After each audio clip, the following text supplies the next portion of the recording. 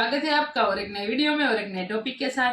Pakistan air strikes deep inside Afghanistan, 8 civilian killed in Pakistan attack. तो चलिए दोस्तों वीडियो स्टार्ट करते हैं। ये पठान भाई का वीडियो है अफगानिस्तान से। आशा करेंगे दोस्तों ये वीडियो आपको पसंद आएगा और पसंद आए तो लाइक और शेयर जरूर से कर दीजिएगा। और चैनल पर पहली बार है, सब्सक्राइब नहीं किया तो सब्सक्राइब जरूर से कर दीजिए। चलिए स्टार्ट करते। वही गलती जो पाकिस्तान हमेशा कर बैठता है, पहले वार करता है, पहले हमला करता है, बाद में जाके चुप जाता है या सरेंडर हो जाता है। जी हाँ दोस्तों, पाकिस्तान ने अफगानिस्तान के सरहदी इलाकों पर जो है एयर स्ट्राइक किया है और उनके कहने का जो है मतलब यह है कि हमने वहां पर जो है टीटीपी के दहशतगर्दों को मारा है, लेकिन उसमें जो है सिविलियन लोग मारे गए हैं पाकिस्तान के एयर स्ट्राइक से। लेकिन जब से एयर स्ट्राइक हुई है, तालिबान ने धड़ाधड़ हमला कर दिया है पाकिस्तान पर, सारे ड्यूरेंट लाइन की तरफ से और सारे बॉर्डर्स पे पाकिस्तान ने अपने लिए बहुत बड़ा खड्डा खोद दिया। मैं आप लोगों को क्या बोल रहा था, पिछले एक महीने से जितनी भी वीडियोस मैंने इस चैनल पे बनाई है, जहां पे देख लें, आप जाकर देख लें कि सब में मैंने एक बात बोली थी कि वार अफगानिस्तान और पाकिस्तान की होगी, लेकिन पेल करेगा उसका पाकिस्तान और उसका एंड करेगा अफगानिस्तान। मैंने ये बात आपको कुछ इस महीने में हर वीक में मैंने एक वीडियो बनाई है और मैंने यही बोला था कि अफगानिस्तान और पाकिस्तान का वार स्टार्ट होने वाला है। बहुत सारे लोग बोल रहे थे अपनी तरफ से न्यूज बनाता है, लेकिन पाकिस्तान ने अफगानिस्तान के सरहदी इलाकों पे हमला करके अपने लिए अपना जनाजा और अपना कफन जो है वो तैयार कर लिया है।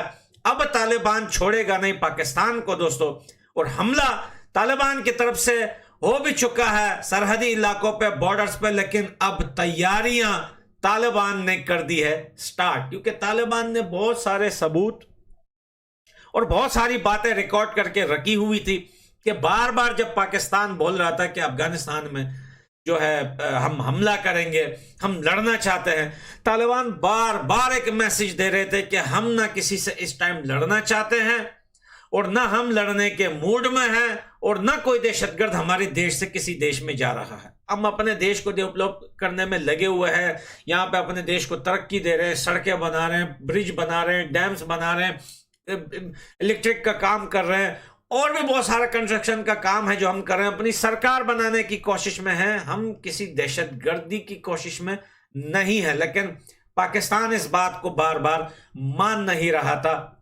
और वो बार बार इस चीज पर जिद पे अड़ा हुआ था कि हम अफगानिस्तान से लड़ना चाहते हैं।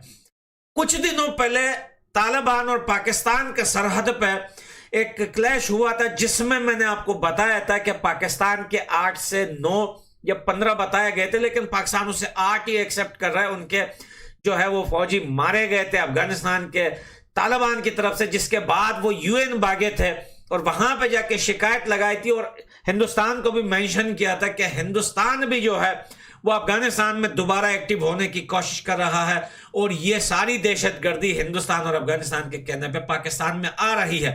पहले पाकिस्तान वार की बात करता है, जंग करता है, बाद में दुम दबा के यूएन के पास भाग जाता है। लेकिन कल रात को, रात के अंधेरे में पाकिस्तान का जो है सर्जिकल स्ट्राइक जो है अफगानिस्तान के सरहदी इलाकों पर, यह पाकिस्तान के खत्म होने के लिए या पाकिस्तान से अफगानिस्तान अपनी जमीन छीनने के लिए ये बहुत है भाई, अब ये बहुत है। इसके बाद अफगानिस्तान रुकेगा नहीं, घुस के मारेगा पाकिस्तान को। और ये बात याद रखना कि आसिम मुनीर की जो पतलून है ये काबुल पे लटकाएंगे हम। आप कुछ दिन सब्र करें, इस आसिम मुनीर का जो पैंट है, इसकी पैंट लाकर हम काबुल में लटकाएंगे और ये जितने भी कर्नल और जनरल बैठे हुए हैं, इन सब की पैंटें हम उतारेंगे। इन सब की पैंटें हम इस बार अफगानिस्तान उतारेगा। दोस्तों, जब से ये एयर स्ट्राइक हुआ है अफगानिस्तान में बहुत बड़ी चेंजिंग आ गई है, बहुत बड़ी चेंजिंग आ गई है। और अफगानिस्तान में आपको पता है कि तालिबान के पास एक ऐसी फोर्स है जिसे खुदकश कहा जाता है, जो अपने ऊपर भान के फट जाते हैं, उनको अलर्ट कर दिया है। 1500 बंदों को तालिबान ने अलर्ट कर दिया है। पाकिस्तान में एक बहुत बड़ी जंग छिड़ने वाली है दोस्तों। और तालिबान ने एक बात और भी कही है, उन इलाकों में जो हमारे अफगानिस्तान या पठान लोग रहते हैं उनको अलर्ट किया है कि आप इन इलाकों से दूर हो जाइए। अब हम बताएंगे इन पंजाबियों को कि 1 किलो आटे से कितनी रोटी बनती है। और पंजाबियों, अगर मां का दूध पिया है ना तो अब यूएन मत भागना, अब डटे रहना। तुम्हारी पतलूने उतारने के लिए अफगानिस्तान के तालिबान ही काफी है। तुम लोगों ने दुनिया के आगे लंबी लंबी पुस्कियां तो बहुत मारी कि हमारे पास एटम बम है। तो बेटा चलो, तुम्हारे पास एटम बम और हमारे पास एक ये ही सही, आज पता चल जाए कि किस में है कितना दम। तुम्हारे अंदर घुस के अगर तालिबान नहीं पटे तो मेरा नाम पठान भाई नहीं। वेट करना दोस्तों, इस हमले का जवाब, इस हमले का बदला दुगना नहीं 5 गुना बढ़ के लेंगे हम पाकिस्तान से। और एक बात याद रखना पाकिस्तानियों, कि इस खुशफहमी में मत रहना कि तालिबान की सरकार कमजोर है, पाकिस्तान कुछ भी कर सकता है। तालिबान के पास वो वेपन्स हैं जो काबुल में बैठ के आसिम मुनीर को उसकी बीवी के बगल में उसके घर में उसको टारगेट कर सकता है। उनके पास ऐसे वेपन्स मौजूद है तालिबान के पास। ये तो सिर्फ एक डेमो है जो कुछ दिन पहले तुम्हारे 8 या 15 ठोके थे। असल जो है मूवी तो अब स्टार्ट हुई है। अब देखते रहना कि अफगानिस्तान तुम्हारे साथ करेगा क्या। तो लव यू दोस्तों, पाकिस्तान ने जो करना था वो कर लिया। अब बारी है अफगानिस्तान की। ये बदला दोस्तों बड़ा चढ़ा के लेंगे और बड़ा जल्द आप लोग सुनोगे कि पाकिस्तान के 20 से 25 जो है वो ये दालखोर जो है सेना ये लुढ़क गई है तालिबान के हाथों। तो लव यू दोस्तों, मैं मिलता हूं अगली वीडियो में। Bye bye. थैंक यू दोस्तों वीडियो को यहाँ तक देखने के लिए। और पठान भाई ने तो बहुत कुछ बताया है और ये बात सही है। अफगानिस्तान में जो एयर स्ट्राइक किया है पाकिस्तान की ओर से, अब तक की जो न्यूज़ एजेंसियां है या तो जो न्यूज़ मीडिया है वो यही कह रही है कि 8 अफगानिस्तान के जो सिविलियन है उसकी डेथ हुई है। और पाकिस्तान जो आर्मी है वो ऐसा कह रहा है कि उन्होंने जहाँ पे अटैक किया है वो मतलब ये टेरर इलाका था, दहशत गर्दों का इलाका था, उसमें वो ठिकानों को उन्होंने तबाह किया। लेकिन ऐसा नहीं है, ऐसा अफगानिस्तान का कहना है। लेकिन हाँ, ये बात मैं ज़रूर मानूंगा, हालांकि हमें इतनी इंटरनेशनल पॉलिटिकली नॉलेज नहीं होता है, फिर भी ये ज़रूर कहूँगा कि ये पाकिस्तान की सबसे बड़ी गलती है। ये मैं इसलिए बोल रहा हूँ क्योंकि देखो अफगानिस्तान ने तो क्लियर कर दिया 8 सिविलियन की डेथ हुई है।